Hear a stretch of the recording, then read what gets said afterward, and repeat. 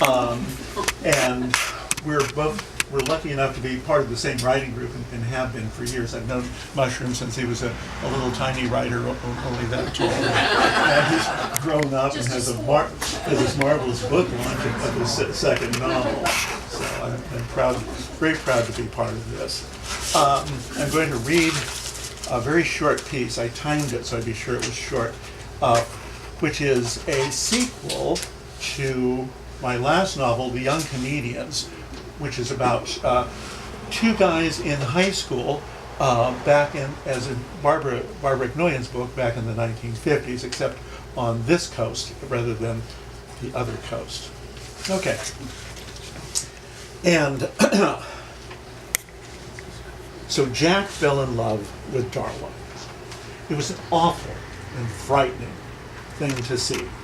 For the last 2 weeks, he'd been either dreamy or mopey, minus the usual Jack grin or fake tap dancing steps.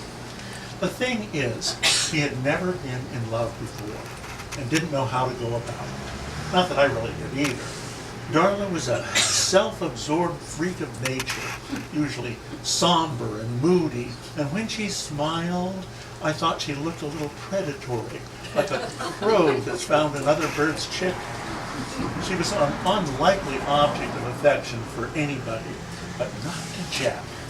Her strange mistress of the dark outfits and snappy hip chick dialogue to him were like the iambic pentameter of a goddess, a Mona Lisa in black leotards and jangly jewelry.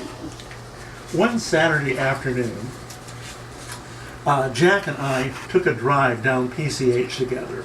We pulled off the coast highway to have a smoke by the beach. As we were lighting up, he told me about the song he had written for Darla. Song? Yeah, you gotta dig this. He now said, dig for everything in imitation of Darla. He tossed aside the Pall Mall he just lit, threw back his arms, and sang, and sang the first line. I love you just as much this morning as I did last night. I snorted, thinking he was putting me on. He had adopted the manner of the early Frank Sinatra, the dreamy crooner Bobby Soxers had fainted over. On Jack, it just came across as wimpy. I had no desire to faint like a Bobby Soxer. You're kidding, right? This had to be a put-on. Jack was great at doing lampoon imitations of dumb performers who deserved to be imitated. That's the song you wrote for Darla?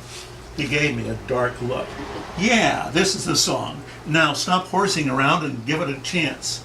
He threw his head and arms back. Now loosen up and prepare to be amazed. We were at the edge of the beach parking lot where sand was blowing across our shoes. Okay, I listened, not horsing around.